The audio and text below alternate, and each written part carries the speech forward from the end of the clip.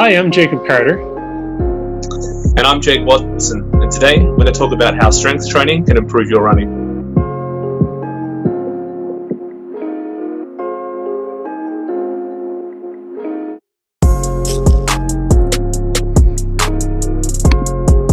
Hi guys, and welcome to our first podcast. This is our inaugural podcast, and it's a bit different than we normally meet. So this is Jake Watson. Nay. Normally, Jake and I work together with clients who are recovering from pain. We currently both work in Canmore together at One Wellness. My background is in the world of exercise, health, and wellness, meaning that basically I found my love for physio and for rehab through selfish means of becoming fit myself. I'm a physiotherapist. I've seen a lot of cases related to mountain athletes, and I'd say probably about 90% of my caseload are mountain athletes. So through my own time spent in the mountains, I've become proficient in both the training and rehab of injuries that are related to both climbing from rock, ice, and mixed climbing, backcountry skiing, road biking, trail running. Those are kind of my interests. If you don't find me at work or recovering from my own injuries, then you'll probably find me outside, training in a gym, researching topics in the world of strength and rehab, or hanging out with my wife. So, Jake, tell me a little bit about yourself. Yeah, mate. I'm I guess strength coach for a bit of a title there, but exercise physiologist in the way of trade. So I originally came from Perth, Western Australia, which couldn't be more opposite to the Rocky Mountains here. Definitely flat as a tack and no real elevation to an area that's obviously full of things.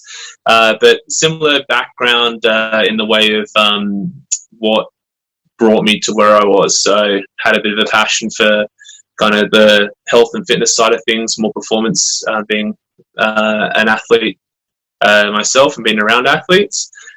So I used to play semi-professional soccer, or soccer at a semi-professional level back in Western Australia, and then kind of found myself stepping away from that more and moving into what I consider like professional recreation sports. It sees me working less, I think, on performance and more working on injuries that have come about from it, which has been a good kind of learning curve there. But similar group of people that we work with in the gym. I wouldn't have as much, a little bit less of a split with those people working in pain. Some are coming through from a performance standpoint to try and work towards goals in the mountains. Awesome. Thanks for that, Jake. So this being our first podcast, we were interested in engaging some of our followers on social media, our friends here in the Bow Valley. We live in Canmore, Alberta, and we just put out some questions to some of our friends and followers and asked them, what would you like to know about from a physio perspective, from a fitness perspective, from a rehab perspective. And we got quite a few questions back. Some of them were more entertaining than others. And maybe... What was that one about? I think I got one about recommendations on beard oil. Another one was any ideas about rehabilitating a dog with a strained gracilis that has explosive power. So we'll see what we can do with answering that one as well, but a bit beyond our scope, I don't know. But there was a couple of good ones that kind of definitely honed in together, hey? So for sure. So we've kind of got two questions that we might be able to blend into one. So the first question is coming from Andy here in Canmore, and he was asking, how often should a skinny runner lift, and what are your go-to exercises to stay injury-free? And then we can blend that in together with Tim from Canmore. He was asking, I have too many exercises and not enough drive to do all the gym workout I've been prescribed. So where can Tim go from here? So fitness being your realm there, Jake, let's hear what you have to say in regards to skinny runners lifting.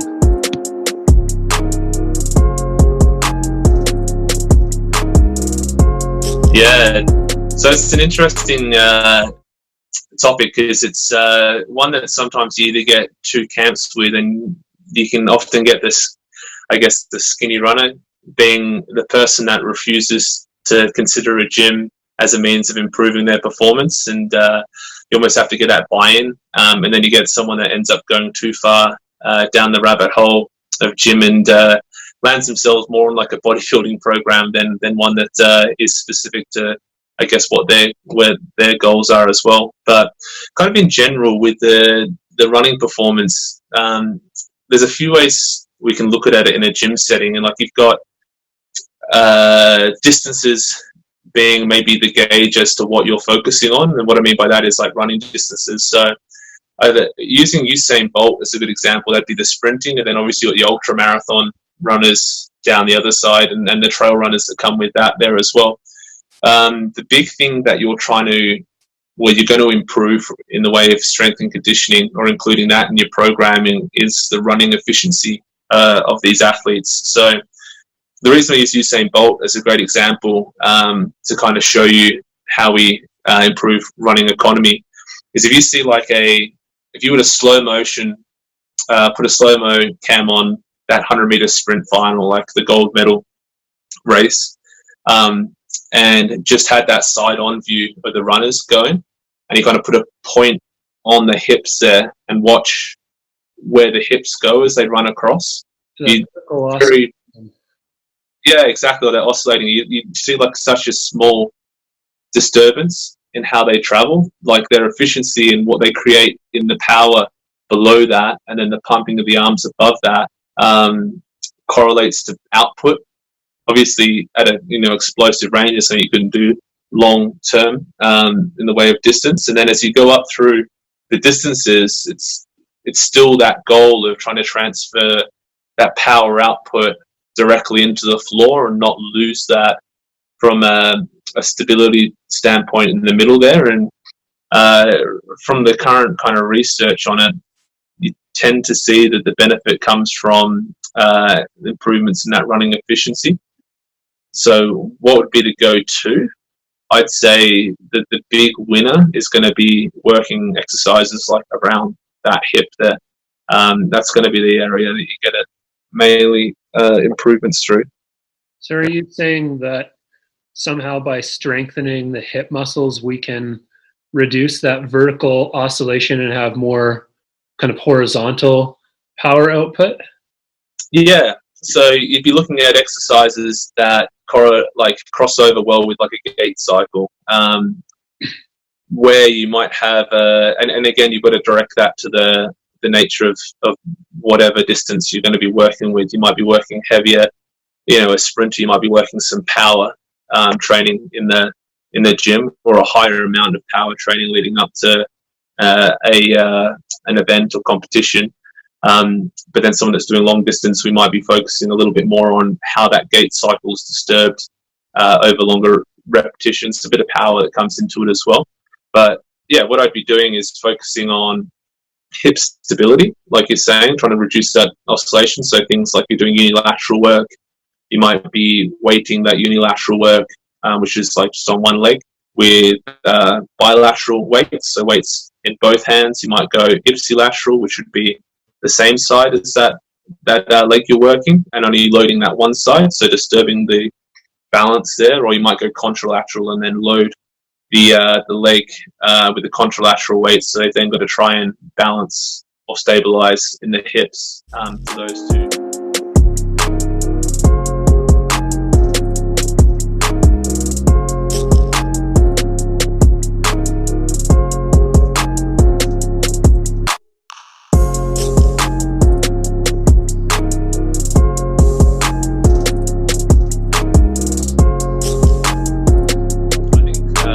In that programming sense, you're looking at trying to get someone into the gym 2 to 3 times in the week to really get any benefit from the strength and conditioning side of things. And you might need to individualize it, really assess what that athlete's weaknesses are from a strength point of view or a stability point of view in their hips.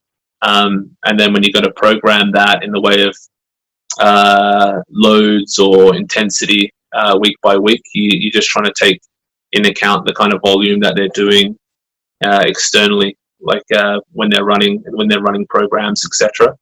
You don't want to completely fry them whilst they're doing huge volume training, but you might have high intensity with high intensity training. So they might be doing smaller distances but higher intensities, and then time to recover, and that's when you might bring that higher intensity in the gym. So, and then when they go into the longer volume where they're tapering off a little bit in a bit of a cycle, then you want to kind of match that, not to then use that as a time to spike up a heap of output in the gym there, because I think it's better to mirror that as you go through with the training cycles compared to having them in opposing sections there. But yeah, a few things to consider, I think. But in general, I'd be looking to get someone in there 2 to 3 times a week and focusing on some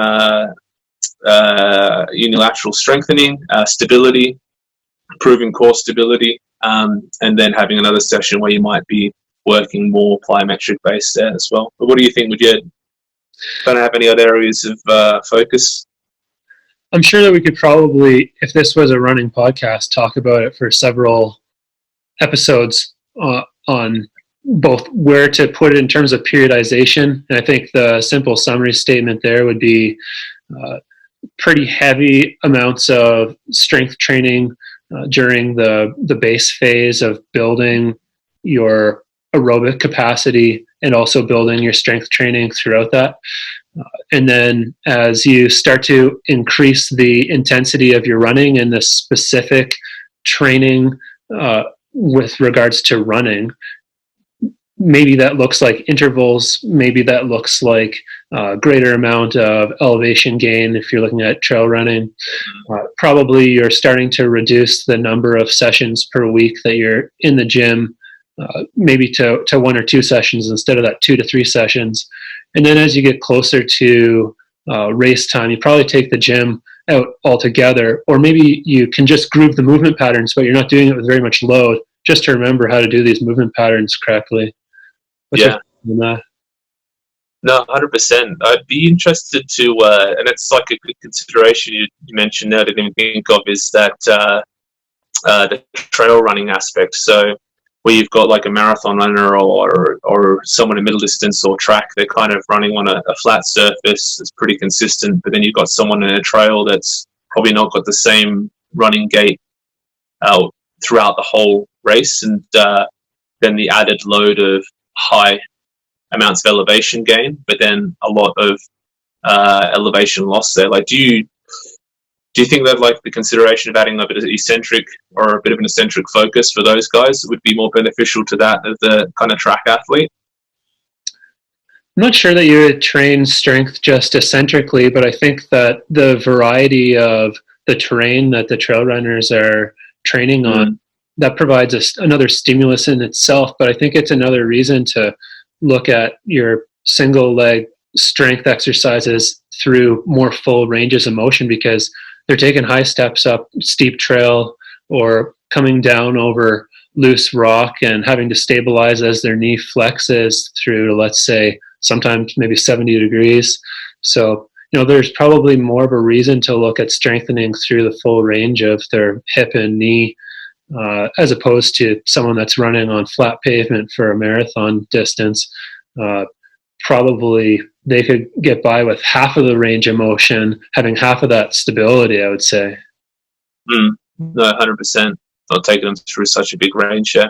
I mean, the other aspect that you consider as well with the strength training of any kind of runner is you step away from performance and more into that injury prevention aspect as well. So when it gets into more of an individualized assessment, you can obviously identify some weaknesses and things that are maybe causing or getting more strain. So, what areas are loaded up more in the tissues compared to areas that should be loaded up in the tissues. But that's one other consideration for a benefit point, especially for those trail runners in the way of strengthening, is to be able to build a bit of resilience in that tissue when you do have that consistently changing terrain there as well. Mm-hmm. I think that maybe we care a little bit less about running efficiency just on the flats in the trail runner. We care about more so how effectively can you go up and down, maintaining a speed through that undulation, um, Yeah. versus the marathoner on road has to be so specific to cut off the seconds, in order to, for example, get below the 2 hour mark. Yeah. My question back to them is why? Why would you run 50 kilometers over a mountain? I have no idea how you're able to even get through that mentally at the same time. Serotonin, chasing the high. Oh, no doubt, man. It's a crazy concept to be able to get into that ultra level as well. It's taking your body to definitely another extreme, mentally and physically. What do you have to say to the naysayers of strengthening and running, that doing certain types of strength will put on too much muscle mass and weight, or maybe it's the wrong type of muscle mass that you're hoping might be effective for you to race in a 50 or 100K race? Yeah, I think like my understanding, from what I understand from the literature, is that the because of the volume that you'd end up doing in the way of running and whatnot, you kind of counteract the ability to develop a larger amount of muscle mass when you've got that much fatigue placed on the tissue. You know, when you're doing hypertrophy training or trying to build size, you're looking for volume can change a bit now. You know, you can do it at low volumes, low reps, high reps. They all create hypertrophy, but it's that bigger rest periods that create that time to allow for the tissues to hypertrophy. When you've got someone that's then doing daily or every second day running intervals or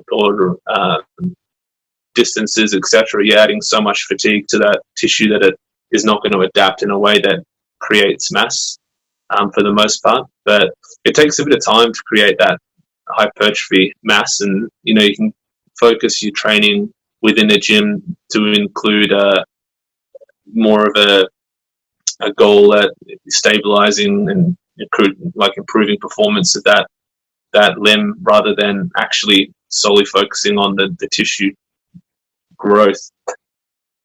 I'd say there's probably two camps that we can look at strength exercises for runners as well. It would be, the power, or be more endurance. We probably don't stick them into the hypertrophy training phase for too long in their training periodization, if that's truly, if we do have them in a strength training program.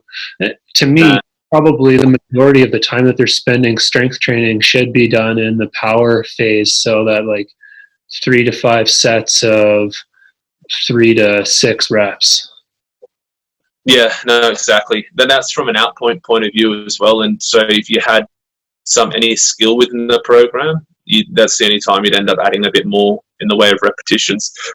So you're working on some stability in the hips by doing some hip hinging, and the person's just unable to hip hinge and stabilize well. It's not a good exercise then to use as an output. You need to let them kind of consolidate that skill. So in those cases, you might go higher reps, but then definitely in the performance side of things, you're looking at just big output, low volume. Mm-hmm. And I think if we look at the research out there on muscle adaptation or structure adaptation, we don't see a lot of changes on that cellular level for weeks to months from strength training. Usually it's from the central nervous system side of things, so how well you can fire the muscle, how quickly you can fire it, maybe how well you can control the movement pattern because you're learning that skill. And I think that's probably, for runners, probably one of the most important aspects of strength training in general, is just knowing how to control that movement pattern, and then knowing how to control it once you're feeling a little bit fatigued. So on that 5th set of 5 repetitions in the gym, when you're doing a heavy squat or a heavy step up, it's trying to be able to still maintain that good form, which then might have some transfer over to when you're really fatigued during the race. 100%. That being said, how's your running coming along without the gyms being open? Yeah, not very much running going on in my life right now, but it's in the works. Yeah, I've seen the pull-up videos. They're going pretty good. Thanks. Yeah, a lot more rock climbing training going on right now. Just getting the fingers strong and the pulling muscles ready for summer. Use COVID-19 to get my fingers strong and the pulling muscles. Nice.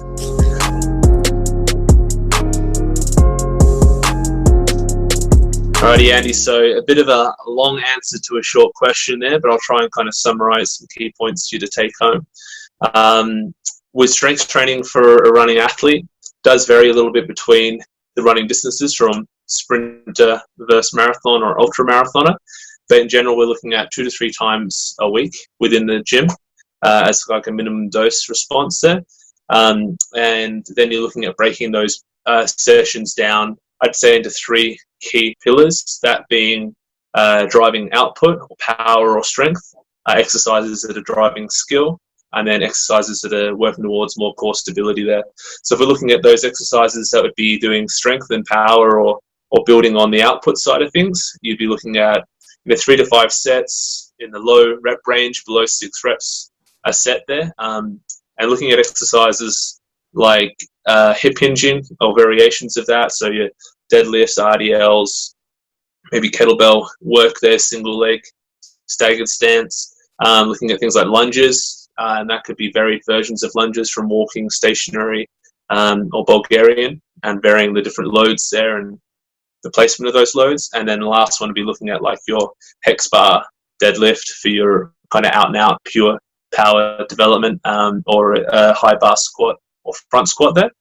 And then choosing a couple of skills within that program that you want to individually or need to individually kind of work on. And that might be stability in a certain range of hip flexion. It might be stability or landing or striking, or plyometric based absorption for certain positions of your run, or bounding upwards. And then also ensuring that you've got a component of core stability in there. So trying to test your ability to retain that lumbo-pelvic position with altered forces coming through either laterally, so side on, these side planks, Copenhagen's front on through planks and rollouts or V-holds there, and through rotational stability, which would be things that are trying to demand you to keep a position, a stable spine without rotating. That would be things like your renegade rows, your Pallof presses, anything that's demanding a rotational. The way you'd see that lead into a season there would be a start off that's more looking at a bit of volume early days, starting to build up through that season as you work towards an event, and drop the volume of running down, and bring the intensity of running up, as well as that you'd bring the intensity of the strength training up, but obviously bring the volume down. When you get close towards that event, you start to taper off 1 to 2 weeks beforehand from a strength point of view, so that you're not kind of affecting the true goal, which is that running performance there as well. Hopefully that kind of, in a nutshell, gets you a good idea of how you go for programming for strength in a skinny runner. Yeah, thanks for the detailed answer there. Cool, so that just about does it for us today. And if you guys have any questions for us, want any clarification or any further information about the topics that we chatted about today regarding strength training and running, feel free to leave us a question in the comment section below, or you can individually email us or reply to our emails, which will be in the description. Next time that we meet, we're going to chat about lower back pain and what you can do regards to chronic lower back pain or acute flares of that chronic lower back pain at home. Great. Thanks very much there, Jake. Awesome. That's a great session. Thanks, Jake. Yeah, good as gold.